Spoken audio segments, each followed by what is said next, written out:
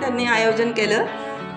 व्यवसाय असल्यावर व्यवहार बघितलाच जातो, पण आउट ऑफ बॉक्स यांनी आपल्याला खूप छानपैकी अनुभव दिलेला आहे आणि एकदम छान वाटलं.